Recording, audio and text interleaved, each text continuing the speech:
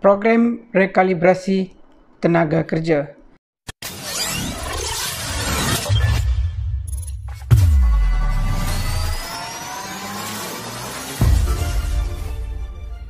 Salam sejahtera dan bertemu kembali di channel saya. Okey, hari ini saya nak share sedikit berkaitan program yang dilancarkan oleh kerajaan yang membabitkan pendatang asing tanpa izin. Okey, program rekalibrasi pendatang asing ini terbagi kepada dua, iaitu program rekalibrasi tenaga kerja dan program rekalibrasi pulang. Okey, tenaga kerja ni dia melibatkan untuk kita mengambil pekerja asing, manakala yang pulang tu untuk parti tu pulang secara sukarela lah ke negara mereka. Okey, untuk makluman anda semua, program ini telah bermula pada 16 November 2020 dan akan tamat sehingga 30 Jun 2021. Lebih kurang dalam 7 bulan lebih lah. So, untuk entry ni saya nak share, saya nak terangkan berkaitan tenaga kerja lah. Okey, untuk kali ini, program ini dia hanya melibatkan Jabatan Imigresen Malaysia dan Kementerian Sumber Manusia, iaitu Jabatan Tenaga Kerja lah. Kali ini dia tidak melibatkan mana-mana vendor. Sebelum ni, program sebelum ni seperti program rehiring, dia melibatkan vendor. So, untuk program kali ini dia tidak melibatkan sebarang vendor atau pihak ketiga.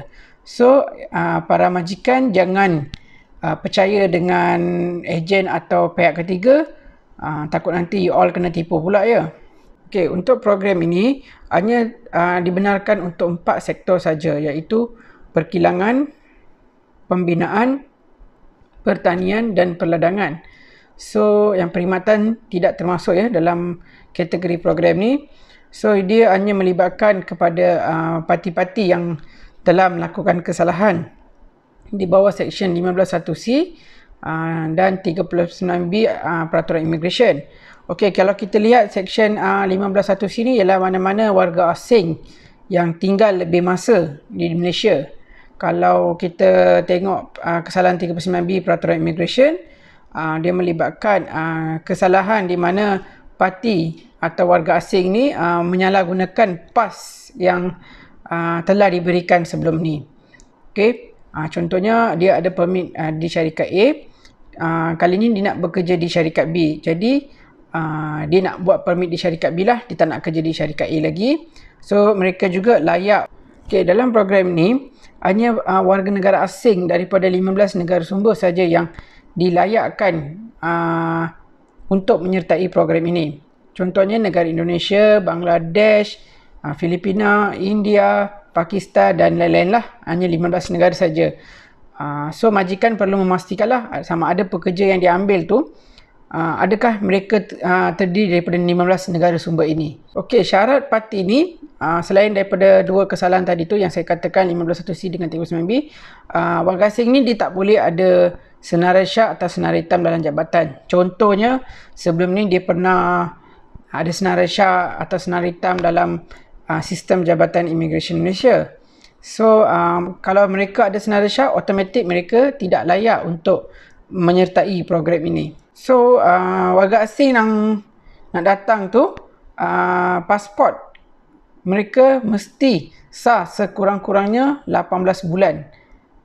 So tempoh tu mestilah 18 bulan. Kalau tak cukup 18 bulan, contohnya mereka layak, tetapi pasport tu tak cukup 18 bulan. So mereka perlu ke kedutaan masing-masing untuk mendapatkan pasport baru mereka dan baru boleh menyertai program ni lah.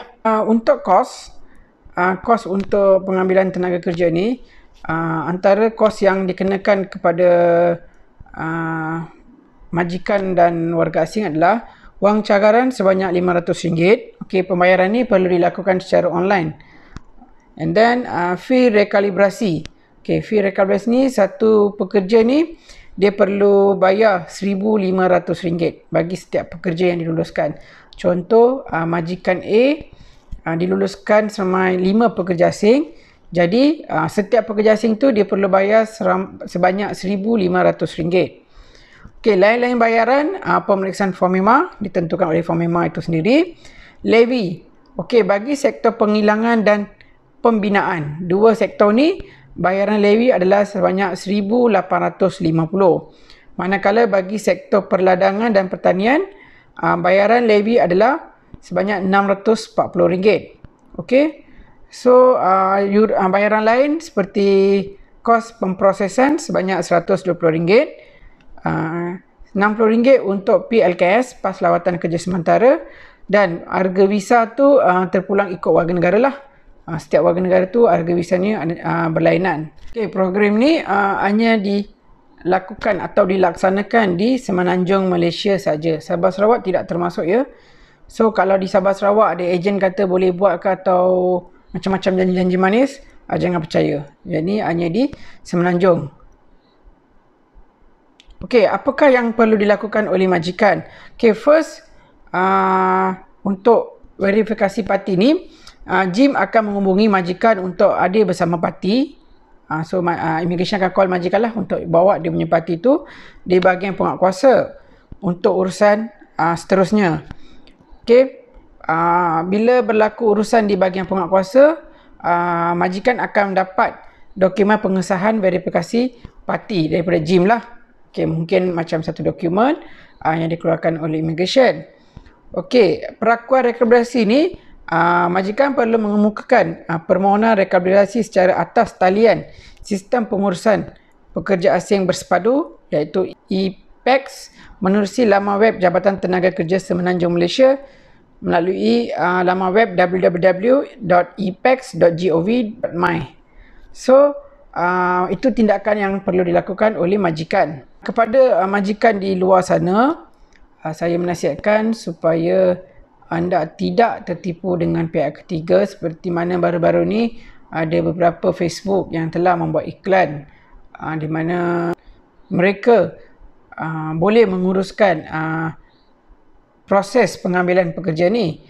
Okey, kadang-kadang ada majikan memang tidak tahu untuk menguruskan program ni atau menguruskan pekerja mereka.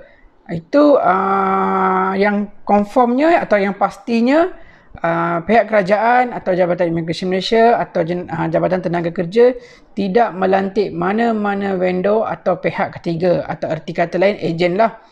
Jadi sekiranya pihak majikan hendak atas dasar sendiri untuk menggunakan khidmat ejen, awas kemungkinan anda ditipu.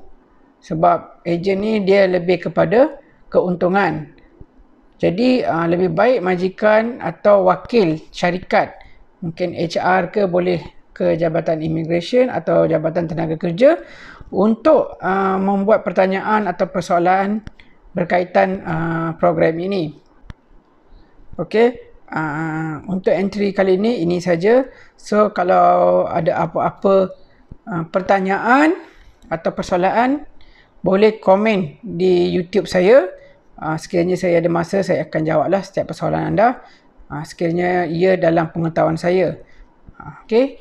So, kepada yang dah tonton, jangan lupa share video ini kepada rakan-rakan anda, terutamanya warga asing, supaya anda tidak menjadi mangsa ejen-ejen atau pihak ketiga di luar sana. Terima kasih kerana menonton.